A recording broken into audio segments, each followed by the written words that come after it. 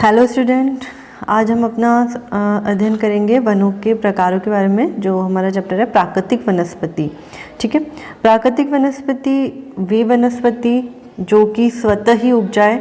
ठीक है, तो कौन सी कहलाती है? नेचुरल वेजिटेशन, या हम कह सकते हैं प्राकृतिक वनस्पति। इसमें हम सबसे पहले देखते हैं वनों के प्रकारों के बारे में। वनों के प्रकारों की बात करें तो सबसे पहले हम देखते हैं उष्णकटिबंधीय सदाबहार और अर्ध सदाबहार वन। नाम से ही स्पष्ट है आपको, सदाबहार। सदाबहार का मतलब जहाँ पर कि बहुत अधिक घने वन पाए जाते हैं। ठीक है, और घने वन कहाँ पर होंगे? हमें पता है कि ज़्यादा से ज़्यादा वन कहाँ होते हैं? जहाँ पे वर्षा अधिक होती है या वर्षा अच्छी होती है। तो जहाँ पर भी वार्षिक वर्षा 200 सेंटीमीटर से अधिक, ठीक है, और औसत वार्षिक तापमान 22 डिग्री सेंटीग्रेड से अधिक हो, वहाँ पर सदाबहार वन देखने को मिलते हैं। सदाबहार वनों के अंदर जो प्रमुख वृक्ष हैं वो कौन कौन से आते हैं? जैसे रोजवुड, महोगनी, एनी, एबनी, ये सभी सदाबहार वनों में आने वाले प्रमुख वृक्ष हैं। और अर्ध सदाबहार वनों के अंदर साइडर, होलक और केल वृक्ष आते हैं। ठीक है, सदाबहार वन कहाँ देखने को मिलते हैं प्रमुख रूप से? तो अगर हम बात करें क्षेत्र की तो पश्चिमी घाट के पश्चिमी ढाल, अंडमान निकोबार द्वीप समूह और उत्तरी पूर्वी पहाड़ियाँ। आप देखेंगे जो भी सदाबहार वनों के क्षेत्र हैं वो ऐसी जगह पर है जहाँ से कि मानसून प्रवेश करता है या वर्षा अधिक होती है। ठीक है, ऐसी जगह जैसे कि हम देखें, ये हमारा है पश्चिमी घाट। ठीक है, और पश्चिमी घाट का ये इधर वाला पश्चिमी ढाल मतलब पवना भिमुखी ढाल, जहाँ से मानसून प्रवेश करता है। मानसून प्रवेश करता है तो उसके पवना भिमुखी ढाल पर क्या करता है? अधिक वर्षा करता है। ठीक है, तो जो इसका पश्चिमी घाट का पश्चिमी ढाल हो गया ये। इसी प्रकार से अंडमान निकोबार द्वीप समूह, जहाँ से सबसे पहले मानसून प्रवेश करता है 25 मई के आसपास। ठीक है, तो ये हमारा सदाबहार वनों का क्षेत्र हो जाएगा। इसके अलावा उत्तरी पूर्वी पहाड़ियाँ, जैसे कि हम बात करें यहाँ पर हमारी आती है खासी की पहाड़ी। ठीक है, जहाँ पर विश्व में सबसे अधिक वर्षा वाला स्थान आता है मौसिनराम, जहाँ पे सबसे अधिक वर्षा होती है। तो यहाँ पे भी हमें सदाबहार वन देखने को मिलते हैं। तो आप देखेंगे जो भी इसके क्षेत्र है यहाँ पर वर्षा बहुत अधिक होती है और वहीं पर सदाबहार वन देखने को मिलते हैं। इसके बाद में हम आगे बात करें कुछ विशेष बातों की सदाबहार वनों के बारे में, तो इसमें हम देख सकते हैं कि सदाबहार वनों को उष्णकटिबंधीय वर्षा वनों के नाम से भी जाना जाता है। अभी हमने बात करी जहाँ वर्षा अच्छी होती है वहाँ सदाबहार वन देखने को मिलते हैं, और वर्षा अधिक होगी तो यह वन वर्ष भर हरे भरे और घने होने के कारण पर्यावरण के लिए अत्यधिक महत्वपूर्ण है। ठीक है, इन वृक्षों की लंबाई 60 मीटर या उससे अधिक भी हो सकती है। इसके बाद में हम आगे अगले वनों पर चलते हैं, जो है उष्णकटिबंधीय पर्णपाती वन। उष्णकटिबंधीय पर्णपाती वनों की अगर हम बात करें तो यहाँ जहाँ पर वार्षिक वर्षा लगभग 70 से 200 सेंटीमीटर के बीच होती है, वहाँ पर उष्णकटिबंधीय पर्णपाती वन देखने को मिलते हैं। ठीक है, इसके बाद में हम देखेंगे कि जल उपलब्धता के आधार पर पर्णपाती वनों को दो भागों में बांटा जा सकता है। एक तो है शुष्क पर्णपाती और दूसरा है आर्द्र पर्णपाती। सबसे पहले हम देखते हैं शुष्क पर्णपाती वन। शुष्क पर्णपाती जहाँ वार्षिक वर्षा होती है 70 से 200 सेंटीमीटर, 70 से 100 सेंटीमीटर। टोटल जो पर्णपाती वनों की वर्षा है वो 70 से 200 सेंटीमीटर के बीच में, लेकिन उसको भी दो भागों में बांट दिया, एक शुष्क और एक आर्द्र पर्णपाती वन। तो शुष्क पर्णपाती वन में तो 70 से 100 सेंटीमीटर होती है, और आर्द्र पर्णपाती में हम आगे देखेंगे 100 से 200 सेंटीमीटर के बीच वार्षिक वर्षा होती है। इसके बाद में हम बात करें कि शुष्क पर्णपाती वनों के अंदर आने वाले जो मुख्य वृक्ष हैं उसमें तेंदू, अमलतास, पलाश, बेर, खैर और अक्सलवुड आ जाते हैं। ये सभी शुष्क पर्णपाती वनों में आते हैं। इसके बाद में हम आगे इसमें देखते हैं कि शुष्क पर्णपाती वनों के जो क्षेत्र हैं वो कौन कौन से हैं। तो इसमें राजस्थान के पश्चिमी और दक्षिणी भाग, उत्तर प्रदेश और बिहार के मैदानी भागों में शुष्क पर्णपाती वन देखने को मिलते हैं। आर्द्र पर्णपाती वनों की अगर हम बात करें तो यहाँ पर जो वार्षिक वर्षा है वो 100 से 200 सेंटीमीटर के बीच में होती है। मुख्य वृक्षों की अगर हम बात करें तो आर्द्र पर्णपाती वनों में साल, सागवान, शीशम, महुआ, आंवला, चंदन आदि के वृक्ष आते हैं। इसके अलावा आर्द्र पर्णपाती वन कौन से क्षेत्रों में सबसे अधिक देखने को मिलते हैं, जैसे कि उत्तरी पूर्वी राज्य हो गए, हिमालय के गिरिपाद हो गए, पश्चिमी घाट के पूर्वी ढाल और उड़ीसा वाले क्षेत्रों में आर्द्र पर्णपाती वन देखने को मिलते हैं। इसके अलावा हम कुछ विशेष बातों की बात करें, जनरली हम बात करें तो जो मैदानी भाग होता है, ठीक है, जैसे गंगा का मैदान, ब्रह्मपुत्र मैदान, तो मैदानी भागों के अंदर कौन से वन पाए जाते हैं, पर्णपाती या मानसूनी वन। हम जितने भी मैदानी भागों की बात करें, चाहे वो एक अगर अलग से अगर आपका प्रश्न बन जाता है तो हमें पता होना चाहिए कि जो मैदानी भाग है, जैसे गंगा का मैदान हो गया या ब्रह्मपुत्र का मैदान हो गया, ठीक है, तो यहाँ पर कैसे वन पाए जाएंगे, पर्णपाती वन पाए जाएंगे, या हम बात करें उनको मानसूनी वन पाए जाएंगे। इसके बाद में हम कुछ विशेष बातों की अगर बात करें पर्णपाती वनों के बारे में, तो विशेष इसमें है कि पर्णपाती वनों को पतझड़ या मानसूनी वन भी कहते हैं, क्योंकि शुष्क ऋतु के प्रारंभ होते ही यहाँ के वृक्ष अपनी पत्तियाँ गिरा देते हैं, इसलिए इनको पतझड़ वन कहते हैं, ठीक है। और पतझड़ वन जो है वो आर्थिक रूप से महत्वपूर्ण होते हैं। अभी हमने देखा सदाबहार वन जो है वो पर्यावरण की दृष्टि से महत्वपूर्ण है, क्यों, क्योंकि वो बहुत घने होते हैं, वहाँ पर पहुँचना इतना आसान नहीं होता है। लेकिन जो पर्णपाती वन है ये हम इसमें देखेंगे, जैसे साल है, सागवान है, इनके कई प्रकार की हमारे खिड़की, दरवाजे, कुर्सियाँ, टेबल इत्यादि कई सामग्री जो है लकड़ी के सामान जो साल, सागवान, शीशम, चंदन आदि लकड़ियों से बनाया जाता है, ठीक है। इसके अलावा चंदन की लकड़ी भी काम में आती है आर्थिक रूप से, ठीक है। इसके अलावा हम बात करें तेंदू के पत्ते से बीड़ी आदि बनाई जाती है। तो इस प्रकार से जो जितने भी पर्णपाती वन हैं इनका जो उपयोग है वो आर्थिक दृष्टि से महत्वपूर्ण है। मतलब कि हम अगर इसको यूज़ में लेते हैं इन वनों को, तो हमें उन वनों के माध्यम से मनी प्राप्त होती है, पैसा प्राप्त होता है, तो ये आर्थिक रूप से उपयोगी है। और सदाबहार वन पर्यावरण की दृष्टि से उपयोगी, जो पर्यावरण को एक अच्छा और संतुलित बनाए रखते हैं। इसी प्रकार से हम बात करें आगे उष्णकटिबंधीय कांटेदार वनों की। उष्णकटिबंधीय कांटेदार वन जो है, यहाँ पर जो वार्षिक वर्षा है वो 50 सेंटीमीटर से कम देखने को मिलती है, ठीक है। जहाँ पर 50 सेंटीमीटर से कम वार्षिक वर्षा होती है वहीं पे कांटेदार वन देखने को मिलते हैं। मुख्य वृक्षों की अगर हम बात करें तो इसमें बबूल, बेल, खजूर, खैर, नीम, खीजड़ी आदि मुख्य वृक्ष उष्णकटिबंधीय कांटेदार वनों में आते हैं। क्षेत्र की हम बात करते हैं तो उष्णकटिबंधीय कांटेदार वनों में दक्षिणी पश्चिमी पंजाब, हरियाणा, राजस्थान, गुजरात और मध्य प्रदेश, उत्तर प्रदेश के अर्ध शुष्क क्षेत्र जो है यहाँ पर कांटेदार वन देखने को मिलते हैं। भाई ये जितने भी आप क्षेत्र देख रहे हैं ये सभी शुष्क क्षेत्रों की दृष्टि से, ठीक है। तो जहाँ पर भी जल की मात्रा कम है या वर्षा कम होती है वहाँ पर कांटेदार वन देखने को मिलते हैं। जैसे कि ये सभी आप जितने भी क्षेत्र देखेंगे यहाँ पे वर्षा की औसत मात्रा बहुत ही कम है, इसलिए यहाँ पर कांटेदार वन पाए जाते हैं। कांटेदार वनों की अगर हम विशेष कुछ बातों की बात करें तो इन वनों को शुष्क और मरुस्थलीय वन भी कह सकते हैं, और ये पर्ण रहित और झाड़ियों जैसे होते हैं। पर्ण रहित मतलब पत्ते रहित होते हैं, इनमें छोटी छोटी सी झाड़ियाँ होती हैं, छोटी छोटी झाड़ियाँ होती हैं, बड़े बड़े पत्ते नहीं होते, इसलिए इनको कांटेदार वन कहते हैं। कांटे होते हैं, झाड़ियाँ होती हैं, और इनको इसीलिए मरुस्थलीय और शुष्क वन भी कहते हैं। अगले वन पर हम चलते हैं जिसमें हम देखते हैं पर्वतीय वन।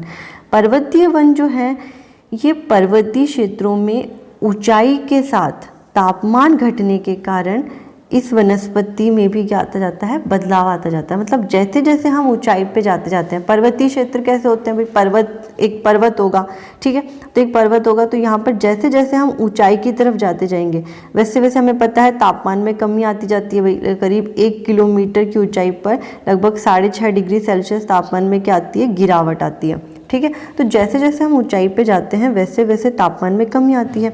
तो तापमान में कमी के कारण जो यहाँ की वनस्पति है इसमें भी क्या आ जाएगा, चेंजेस आ जाएगा। यहाँ पे जो पाए जाने वाले वन होंगे वो भी कैसे हो जाएंगे, चेंज होते जाएंगे। तो कैसे इनमें चेंजेस होता है, तो हम इसमें देखते हैं पर्वतीय वनों को 2 भागों में बांटा जा सकता है। पहला है उत्तरी पर्वतीय वन और दूसरा है दक्षिणी पर्वतीय वन, ठीक है। सबसे पहले हम बात करते हैं उत्तरी पर्वतीय वनों की। इसमें क्षेत्र की हम बात करें तो हिमालय पर्वत श्रृंखला और हिमालय के गिरिपात क्षेत्र हम ले सकते हैं। ठीक है भाई, हमारे जो भारत की हम बात कर रहे हैं, हम किसी बात कर रहे हैं, आज हम भारत के बारे में बात कर रहे हैं, भारत की प्राकृतिक वनस्पति के बारे में बात कर रहे हैं। तो हिमालय पर्वत श्रृंखला हम इसका एग्जाम्पल, या हिमालय के गिरिपाद हम एग्जाम्पल ले सकते हैं। अब हिमालय के गिरिपाद में जो ऊंचाई के अनुसार जो चेंजेस होते हैं या वनस्पति में जो परिवर्तन होता है वो किस प्रकार से है उसकी हम बात करते हैं। तो इसमें हम देख सकते हैं कि 1000 से 2000 मीटर की ऊंचाई पर आर्द्र शीतोष्ण कटिबंधीय वन देखने को मिलते हैं। तो अब इसके अंदर जो आने वाले मुख्य वृक्ष हैं वो कौन कौन से हैं भाई? 1000 से 2000 मीटर की ऊंचाई पे कौन कौन से मुख्य वृक्ष देखने को मिलेंगे? तो जैसे चौड़ी पत्ती वाले ओक के वन हो गए, चीड़ के वन, देवदार, चिनार और वालन। ये जो वन है लगभग 1000 से 2000 मीटर की ऊंचाई पर देखने को मिलते हैं, जिसको हम कह सकते हैं आर्द्र शीतोष्ण कटिबंधीय वन। इनके जो क्षेत्र उनमें उत्तरी पूर्वी भारत में पर्वत श्रृंखला, पश्चिम बंगाल, उत्तराखंड के पहाड़ी क्षेत्र आ जाते हैं। ठीक है, जो नीचे वाले क्षेत्र हैं वो इनमें आ जाएंगे। इसके बाद में हम दूसरे जो ऊंचाई पे जाएंगे, जिसमें हम देख सकते हैं कि 2225 से 3048 मीटर की ऊंचाई पर शीतोष्ण कटिबंधीय घास के मैदान, जिनमें पाए जाने वाले जो मुख्य वृक्ष हैं उनमें ब्लू पाइन और स्प्रूस आ जाते हैं। इसके बाद हम आगे इसमें देखते हैं 3000 से 4000 मीटर की ऊंचाई पर जो पाए जाने वाले अल्पाइन वन हैं, इनमें मुख्य आ जाते हैं सिल्वर फर, जूनिपर, पाइन और बर्च आदि। तो इस प्रकार से जैसे जैसे ऊंचाई पर जाते जाते हैं वैसे वैसे वनों की प्रकृति चेंज होती जाती है, जिसके लिए हम एक इस प्रकार से आपको एग्जाम्पल के तौर पे समझा सकते हैं। जैसे ये 1000 से 2000 मीटर की ऊंचाई पे लगभग आपके चीड़ के वन हो गए, देवदार वन हो गए, चिनार हो गए, ठीक है, वालन हो गए, ये वन आ गए। इसके बाद लगभग आपकी 2225 से लेके 3048 मीटर की जो ऊंचाई है, यहाँ पर आपके ब्लू पाइन आ गए, ठीक है, स्प्रूस आ गया। इस प्रकार से आप इसको समझ सकते हैं। इसके बाद लगभग 3000 से 4000 मीटर की ऊंचाई पर जो पाए जाने वाले हैं उसमें आपके जैसे silver fir, Juniper, pine, birch आदि ये वाले वन आ जाएंगे। ठीक है, और 4000 मीटर की जो ये रेखा है, इस 4000 मीटर की ऊपर के जो एरिया है यहाँ पर कोई वनस्पति नहीं देखने को मिलती। यहाँ पे जनरली वर्ष भर बर्फ जमी रहती है, जिसको हम कह सकते हैं हिम रेखा या फिर स्नो लाइन। ठीक है, तो इस प्रकार से हम इसे समझ सकते हैं कि 1000 से 2000 मीटर की ऊंचाई पे नीचे नीचे चीड़, देवदार, चिनार, वालन इत्यादि वन आ जाएंगे। 2225 से 3048 के बीच में ब्लू पाइन, स्प्रूस आ जाएंगे। 3000 से 4000 मीटर की ऊंचाई पे जूनिपर, पाइन, बर्च आदि आ जाएंगे। और 4000 मीटर की जो सीमा रेखा ये हिम रेखा कहलाती है, स्नो लाइन कहलाती है। इसको इस प्रकार से हम कह सकते हैं स्नो लाइन, जिसके ऊपर हमेशा बर्फ जमी रहती है। तो इस प्रकार से आपको ध्यान में रखना है कि जो उत्तरी पर्वतीय वन है उसको किस प्रकार से डिवाइड किया गया है। इसके बाद में हम इसमें आगे देखते हैं दक्षिणी पर्वतीय वन। ठीक है, दक्षिणी पर्वतीय वनों की अगर हम बात करें तो इनकी समुद्र तल से जो ऊंचाई है वो लगभग 15 मीटर के लगभग है। प्रायद्वीप के 3 भागों में दक्षिणी पर्वतीय वन देखने को मिलते हैं। जैसे कि हम सबसे पहले बात करें पश्चिमी घाट। पश्चिमी घाट के अंदर क्या है, जैसे केरल, तमिलनाडु, कर्नाटक, ये पश्चिमी घाट में आ जाएंगे। विंध्याचल, सतपुड़ा, मेकाल श्रेणी, ये आपकी दूसरा भाग आ जाएगा। तीसरे भाग की बात करें हम तो नीलगिरी पर्वत श्रृंखला, जिसमें नीलगिरी और अन्नामलाई पालनी पहाड़ियों पर पाए जाने वाले शीतोष्ण कटिबंधीय वनों को शोलास नाम से जाना जाता है। इस प्रकार से जो दक्षिणी पर्वतीय वन है वो प्रायद्वीप के 3 भागों में देखने को मिलते हैं। भैया हमारा प्रायद्वीप है और इस प्रायद्वीप के 3 भागों में, एक तो हमने उत्तरी पर्वतीय वन की बात की थी जो हिमालय पर्वत श्रृंखला, हिमालय वाले क्षेत्र में देखने को मिलते हैं। भाई उत्तर है, भारत का उत्तरी भाग है तो उत्तरी पर्वतीय वन। दक्षिणी पर्वतीय वन जो भारत के दक्षिणी भाग में देखने को मिलेंगे। तो इस प्रकार से जो प्रायद्वीप के 3 भाग है, इसमें एक जैसे ये पश्चिमी घाट वाला भाग आ जाएगा, केरल, तमिलनाडु और कर्नाटक वाला भाग। ठीक है, इसके अलावा यहाँ पर आपकी इधर विंध्याचल श्रेणी आ जाएगी, फिर उसके नीचे इधर सतपुड़ा आ जाएगी, फिर उसके आगे यहाँ पे मेकाल आ जाएगी। तो ये आपका दूसरा भाग हो जाएगा, जैसे पहला हो जाएगा ये इधर दूसरा भाग हो जाएगा। तीसरी यहाँ पर आपकी इधर नीलगिरी पर्वत श्रृंखला आ जाएगी, यहाँ पर आपका तीसरा भाग हो जाएगा, तो ये नीलगिरी आ जाएगी। तो इस प्रकार से हमें ध्यान में रखना है, जैसे ये हमारा पहला भाग है, इधर आपका ये इधर दूसरा है और यहाँ पर आपका जो है वो तीसरा भाग है, ठीक है। तो इस प्रकार से हमें ध्यान में रखना है कि प्रायद्वीप में 3 भागों में कौन से ऐसे 3 भाग हैं जहाँ दक्षिणी पर्वतीय वन देखने को मिलते हैं। भाई जहाँ पर भी पहाड़ियाँ और पर्वत होगी वहाँ पर ही पर्वतीय वन देखने को मिलेंगे। तो पश्चिमी घाट एक प्रकार की लंबवत रूप में एक पर्वत है जिसको हम कह सकते हैं सिहाद्री, विंध्याचल, सतपुड़ा, मेकार श्रेणी, ठीक है, एक पर्वत श्रृंखला है, पर्वत श्रेणियाँ हैं। नीलगिरी पर्वत श्रृंखला है जिसमें नीलगिरी और अन्नामलाई पालनी पहाड़ियों पर जो शीतोष्ण कटिबंधीय वन है इनको किस नाम से जाना जाता है? शोलास नाम से जाना जाता है। आपको पूछा जा सकता है कि शोलास किसे कहते हैं, तो जो नीलगिरी अन्नामलाई पालनी पहाड़ियों पर पाए जाने वाले शीतोष्ण कटिबंधीय वन है इनको किस नाम से जाना जाता है? शोलास नाम से जाना जाता है। या आपसे ऐसे भी पूछा जा सकता है कि शोलास वन कहाँ पर देखने को मिलते हैं, तो हमें पता होना चाहिए नीलगिरी, अन्नामलाई और पालनी पहाड़ियों पर। तो इस प्रकार से आपको प्रश्न बन सकते हैं, तो आपको बहुत अच्छे से इनको बहुत बारीकी से समझना है, जिसकी प्रत्येक लाइन से अगर प्रश्न उठे तो भी आप उसका आंसर दे सकें। इसके बाद में इनमें आने वाले जो मुख्य वृक्ष की हम बात करें, दक्षिणी पर्वतीय वनों के अंदर मुख्य वृक्ष जो आते हैं उसमें मैग्नोलिया, क्लेरल और सिंकोना वेट्टल आदि वृक्ष आते हैं। तो ये सभी जो वृक्ष हैं ये दक्षिणी पर्वतीय वनों के अंदर देखने को मिलते हैं। इसके बाद हम आगे देखते हैं वेलांचली व अनूप वन, ठीक है। वेलांचली व अनूप वन क्या होते हैं कि भारत में विभिन्न प्रकार के आर्द्र व अनूप आवास पाए जाते हैं। अनूप मैंने पहले भी आपको बता चुकी हूँ कि एक प्रकार की लैगून झीलें होती हैं, ठीक है। तो इस भूमि को, भारत में इस आर्द्र भूमि को 8 वर्गों में रखा गया है। जो ये वाली जो आर्द्र भूमि है वेलांचली और अनूप वनों की, इसको कितने वर्गों में रखा गया? 8 वर्गों में। अब हम इस 8 वर्गों की बात करें तो हम देख सकते हैं कि भारत में जो आर्द्र भूमि क्षेत्र हैं इसमें 8 वर्ग कौन कौन से हैं, ठीक है। जिसमें हम सबसे पहला वर्ग लेते हैं दक्कन के पठार के जलाशय और लैगून, दूसरा है राजस्थान गुजरात के खारी जल वाली भूमि, तीसरा है मध्य प्रदेश के ताज़ा जल वाली झीलें, चौथा है भरतपुर में केवलादेव राष्ट्रीय उद्यान, पांचवा है उड़ीसा में चिल्का झील, छठा है गंगा के मैदान में ताज़ा जल वाले कच्छ क्षेत्र, सातवां है ब्रह्मपुत्र घाटी में बाढ़ के मैदान और हिमालय गिरिपद, आठवां है कश्मीर लद्दाख पर्वतीय जिले और नदियां और अंडमान निकोबार द्वीप समूह। ये सभी जो है ये आपके 8 भारत में आर्द्र भूमि क्षेत्र है, ठीक है। मतलब कि ऐसे क्षेत्र जहाँ की भूमि कैसी है? आर्द्र है। आर्द्र भूमि, तो भारत में अगर आपसे पूछा जाता है भारत में आर्द्र भूमि वर्ग को कितने वर्गों में बांटा गया है, आर्द्र भूमि को कितने वर्गों में बांटा गया है, तो 8 वर्गों में बांटा गया है। या आपसे पूछा जाए कि भारत में वेलांचली या अनूप वन कितने क्षेत्रों में या कौन कौन से वर्गों में पाए जाते हैं, कौन कौन से क्षेत्र में पाए जाते हैं, तो आपको उसमें ये उत्तर देना है। आपको बहुत अच्छे से ये 8 वर्ग याद होने चाहिए, भारत की आर्द्र भूमि से आपके लिए इम्पोर्टेंट है। इसके बाद में हम आगे इसमें देख सकते हैं मैंग्रोव वन।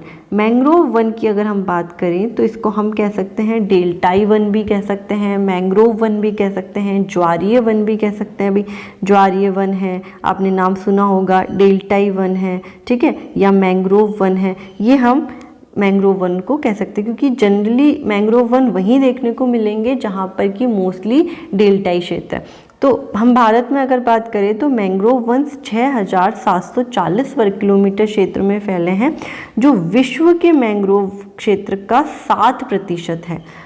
और यह मैंग्रोव वन अंडमान निकोबार द्वीप समूह और पश्चिम बंगाल के सुंदरवन डेल्टा में अत्यधिक विकसित है। हमने पढ़ा है विश्व का सबसे बड़ा डेल्टा है, विश्व का सबसे बड़ा डेल्टा कौन सा कहलाता है? सुंदरवन कहलाता है, ठीक है, जो हमारे भारत और बांग्लादेश वाले क्षेत्र में आता है। सुंदरवन डेल्टा भारत के पश्चिम बंगाल के अंदर ये आता है। ठीक है, तो इस प्रकार से जितने भी आज हमने वनों की बात करी इनको आप बहुत अच्छे से ध्यान से देखेंगे, समझेंगे और याद करने का प्रयास करेंगे। इसके अलावा हम इसमें एक भारत का ये मानचित्र देख सकते हैं वनस्पति का। इस प्राकृतिक वनस्पति को आप मानचित्र को बहुत अच्छे से ध्यान से देखेंगे। इसमें आपको दिखाई दे रहा है कि पहले नंबर पे जैसे ये जो बहुत डार्क शेड दिख रहा है ये वैलांचली और अनूप वन को दिखाया जा रहा है। मैंने अभी बताया गया है यहाँ पर वैलांचली और अनूप वन देखने को मिलते हैं। इसके बाद जो दूसरा क्षेत्र है ये पर्वतीय वनों का है, जहाँ पर आपको ये ऊपर की तरफ जो डॉट डॉट देखने को मिल रहे हैं ये पर्वतीय वनों के क्षेत्र हैं। इसके बाद जो तीसरा है आपका उष्णकटिबंधीय कांटेदार वन, जिसमें ये तीसरे नंबर पे जो ये वाला क्षेत्र है ये उष्णकटिबंधीय कांटेदार वनों को दिखा रहा है। इसके बाद जो चौथा क्षेत्र है आपका ये पर्णपाती वनों का है, जो हमारे इस वाले मैदानी क्षेत्र को दिखा रहा है। और पांचवा जो क्षेत्र है ये सदाबहार वनों का है, जो आपकी ये इस वाले क्षेत्र को दिखा रहा है। इस प्रकार से आपके जितने भी वन हैं इसके बारे में आज हम अच्छे से अध्ययन कर चुके हैं, जो आप इसमें बहुत अच्छे से ध्यान से देख सकते हैं और समझ सकते हैं। तो आपके वैलांचली अनूप वन, पर्वतीय वन, उष्णकटिबंधीय कांटेदार वन, पर्णपाती वन और सदाबहार वनों के बारे में आज हमने अध्ययन किया। अगला जो हम अपनी क्लास लेंगे उसमें भारत के वन क्षेत्र और वनावरण के बारे में अध्ययन करेंगे। इसको आप बहुत अच्छे से देखें, ध्यान से इसे समझें और याद करें। जल्दी हम अपनी अगली क्लास में मिलते हैं। Thank you so much and good luck to all.